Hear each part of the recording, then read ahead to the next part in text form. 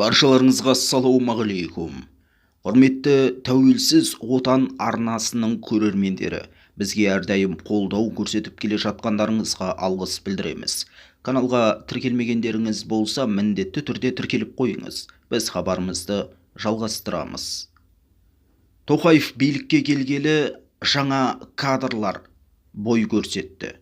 Олардың арасында жоғарғы шенге ие болғандардың бірі Әлихан Смайылов.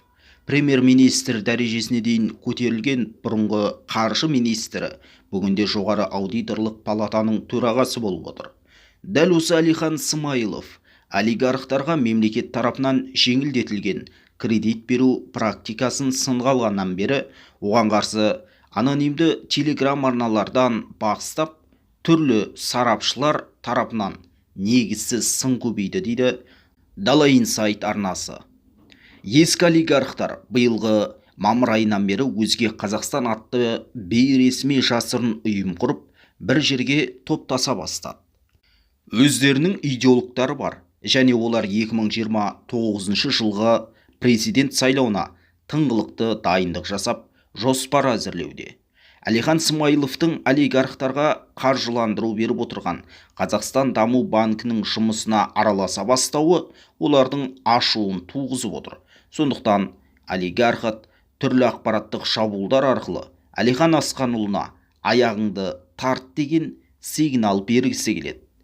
Арна мәліметінше, соңғы уақытта өзге Қазақстан ірі кәсіпорындардағы кәсіподақтармен астыртын байланысын күшейтті. Олар өзінің негізгі электоратын бюджетке бағынышты емес жұмысшы тап пен фермерлерден құрмақ. Моноқалалар мен ірі кәсіпорындарда кемінде 2 миллион адамнан асатын электорат бар екенін ескерсек, өзге Қазақстан болашақта елеулі күшке айнала алады. Өз өкілін президент қылу жоспары арзан тұрмайды. 5 жыл толассыз жұмыс жүруі қажет. Алдын ала есептеулердің өзінде жүздеген миллиард теңге қажет екені белгілі болды. Және ол бизнестегі обороттан тыс, басы бос ақша болу керек. Сондықтан да олигархатқа Қазақстан Даму банкі сынды жеңіл қаржыландыру көздері ауадай қажет дейді дереккөз. Өзге Қазақстан өзін белгілі бір саяси қозғалыс ретінде тек 2027 жылдары ашық көрсетеді деп топшылайды. Оған дейін астыртын жақтастар тарту, барлығын бір идеологияға біріктіру, инфрақұрылым дайындап, штабтар ашу бойынша шаруалар атқаруы әбден мүмкін.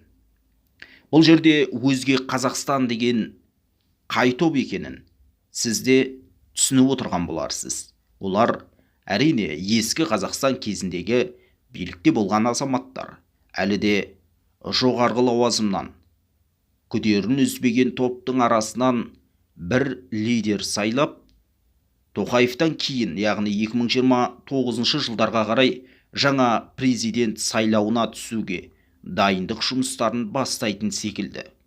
Демек алдағы уақытта Назарбаев дәуіріне және оның жақтастарына ешқандай да кедергі болмайтын болса, олардың арасынан суырылып біреуі тағы да билікке келуі әбден мүмкін. Енді жоғарыдағы мәліметтерді тағы да толықтыра өтірейік. Қасым-Жомарт Тоқаевтың 2022 жылы Қазақстан Даму банкіне жасаған ескертуі өз нәтижесін бермеген сияқты.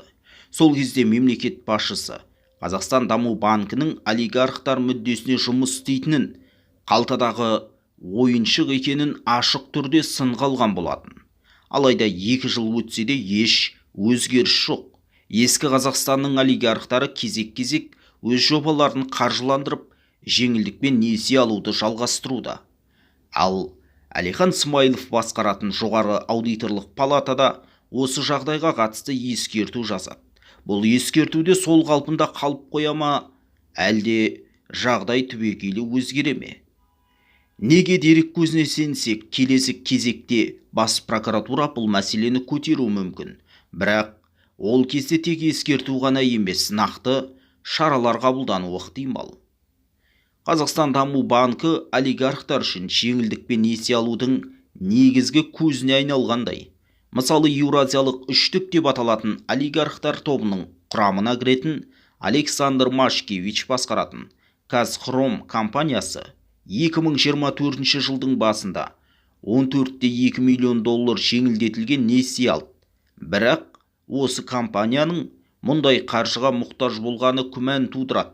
Себебі Казхром өз акционерлері ERG мен оның еншілес компанияларына жыл басынан бері 83,7 миллион доллар, ал шілде айында тағы 40 миллион доллар аударған. Бұл жағдай ERG-дің мемлекет көмегіне мұқтаж еместігін және Қазақстан Даму банкінің жеңілдетілген несиесін тек мүмкіндігі бар болғандықтан алғанын көрсетеді. Бұдан бөлек Қазақстан Даму банкінің басқа да бай клиенттер арасында Нұрлан Нығматулиннің ұлдары Нұржан мен Нұрхан, Владимир Ким, Эдуард Огай, Сайдулла Қожабаев, Серікжан Сейтчанов сияқты ірі кәсіпкерлер бар. Олардың жобалары мемлекеттік қолдауды қажет етеді ме, жоқ па деген сұрақтар көкейде тұрады. Жоғары аудиторлық палата Қазақстан Даму банкінің тағы бір заңсыз әрекетін анықтады. Банк бюджеттен бөлінген қаржыны кәсіпорындарға бірден бермей, депозитте ұстап, сол арқылы қосымша табыс тапқан. Банктың кейбір жобаларға жоғары пайызбен несие беріп, дәл сондай басқа жобаларға неғұрлым жеңілдетілген күйде несие беріп отырғаны да белгілі болды. Қазақстан Даму банкінің қазіргі басқарма төрағасы Марат Елібаев осы заңсыз әрекеттердің салдарынан болашақта қиын жағдайға тап болуы мүмкін. Қоғамның шыдамы таусылып, шегіне жетіп барады, ал уақыт аз қалды. Егер Қазақстан Даму банкында шынайы өзгерістер орын алмаса, бұл мәселе үлкен дауға айналуы мүмкін. Банк өз қызметін қайта қарастырып, мемлекет мүддесі үшін жұмыс істеуге көшуі тиіс. Әйтпесе, ескі Қазақстанның ескі олигархтық жүйесі мен оның қалдықтары өзгеріссіз қала бермек.